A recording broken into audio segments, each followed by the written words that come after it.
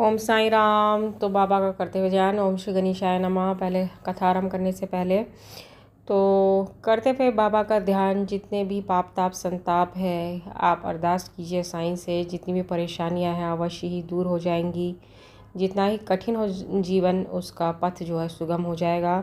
ऐसा अपना दृढ़ विश्वास रखिए मन में, अवश्य ही आपको अभूतपूर्व लाभ मिलेगा। तो यहाँ पे इतना ही है, जो जितना विश्वास रखेगा उतना ही उसका जो है चमत्कार को अवश्य ही देखेगा। तो केवल यहाँ पे बात है दृढ़ विश्वास, निष्ठा, भक्ति और सत्य प्रेम की। ओम साई राम। तो चलिए, बहुत ही आश्चर्यजनक कथाएं हैं अध्याय नंबर 36 में। गोवा के दो सज्जनों की कथा। एक समय गोवा से दो महानुभाव श्री साईं बाबा के दर्शनार्थ शिरडी में आए। उन्होंने आकर उन्हें नमस्कार किया। यद्यपि वे दोनों एक साथ ही आए थे, फिर भी बाबा ने केवल एक ही व्यक्ति से 15 रुपये दक्षिणा मांगी, जो उन्हें आदर सहित दे दी गई। दूसरा व्यक्ति भी उन्हें सहर्ष 36 रुपये दक्षिणा देने लगा तो उन्होंने उसकी दक्षिणा लेना अस्वीकार कर दिया। लोगों को बड़ा आश्चर्य हुआ। उस समय श्यामा भी वहां उपस्थित थे। उन्होंने कहा कि देवा, ये क्या, ये दोनों एक साथ ही तो आए हैं। इनमें से एक की ही दक्षिणा तो आप स्वीकार करते हैं और दूसरे जो अपनी इच्छा से भेंट दे रहे हैं उसे अस्वीकार कर रहे हैं। ये भेद क्यों? तब बाबा ने उत्तर दिया कि श्यामा, तुम नादान हो। मैं किसी से कभी कुछ नहीं लेता। यदि द्वारका माई ही अपना ऋण मांगती है और इसलिए देने वाला अपना ऋण चुकता कर मुक्त हो जाता है। क्या मेरे कोई घर संपत्ति या बाल बच्चे हैं जिनके लिए मुझे चिंता हो? मुझे तो किसी वस्तु की आवश्यकता नहीं है। मैं तो सदा स्वतंत्र हूँ। ऋण, शत्रुता तथा हत्या, इन सब का प्रायश्चित अवश्य करना पड़ता है और इनसे किसी प्रकार भी छुटकारा संभव नहीं है। अपने जीवन के पूर्वार्ध में ये महाशय निर्धन थे।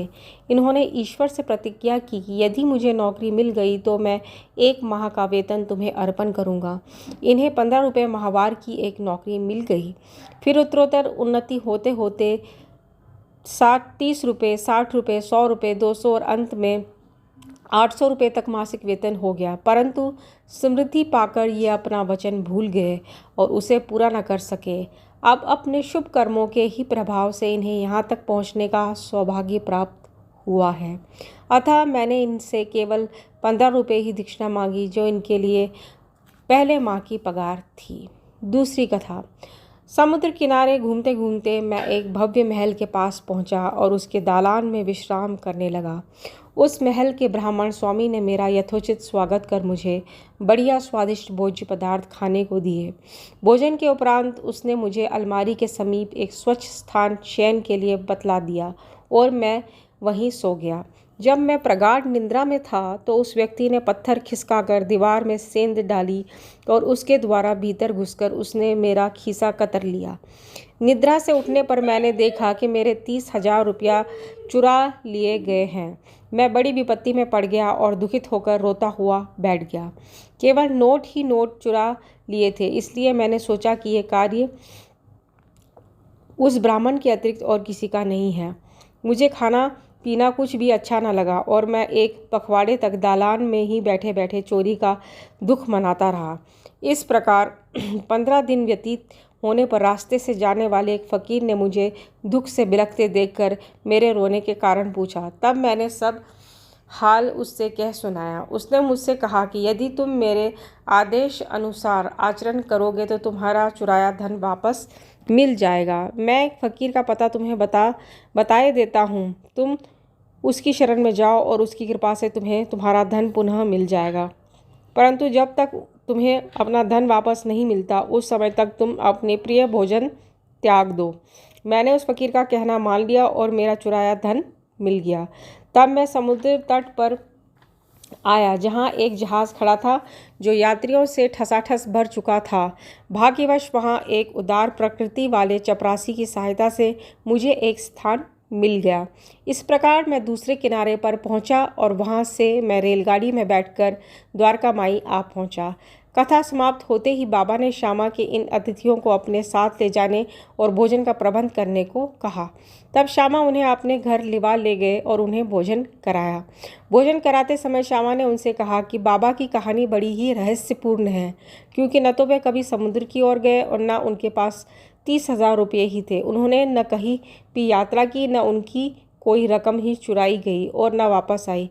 फिर श्यामा ने उन लोगों से पूछा कि आप लोगों को कुछ समझ में आया कि इसका अर्थ क्या था। दोनों अतिथियों की घिघिया बंद गई और उनकी आंखों से आंसुओं का धारा बहने लगी।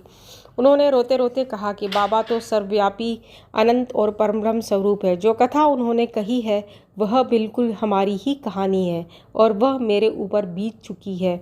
ये महान आश्चर्य है कि उन्हें यह सब कैसे ज्ञात हो गया। भोजन के उपरांत हम इसका पूर्ण विवरण आपको सुनाएंगे। भोजन के पश्चात पान खाते हुए उन्होंने अपनी कथा सुनाना प्रारंभ कर दिया। उनमें से एक कहने लगा, घाट में एक पहाड़ी स्थान पर हमारा निवास स्थान है। मैं अपने जीवन निर्वाह के लिए नौकरी ढूंढने गोवा आया था। तब मैंने भगवान दत्तात्रेय को वचन दिया था कि यदि मुझे नौकरी मिल गई तो मैं तुम्हें 1 माह की पगार भेंट चढ़ाऊंगा। उनकी कृपा से मुझे 15 रुपये मासिक की नौकरी मिल गई और जैसे कि बाबा ने कहा उसी प्रकार मेरी उन्नति हुई। मैं अपना वचन बिल्कुल भूल गया था। बाबा ने उसकी स्मृति दिलाई और मुझसे 15 रुपये वसूल कर लिए। आप लोग इसे दक्षिणा न समझे, ये तो एक पुराने ऋण का भुगतान है। दीर्घकाल से भूली हुई प्रतिज्ञा आज पूर्ण हुई है। शिक्षा। यथार्थ में बाबा ने कभी किसी से पैसे नहीं मांगा और ना ही अपने भक्तों को ही मांगने दिया। वे आध्यात्मिक उन्नति में कंचन को बाधक समझते थे और भक्तों को उसके पास से सदैव बचाते रहते थे।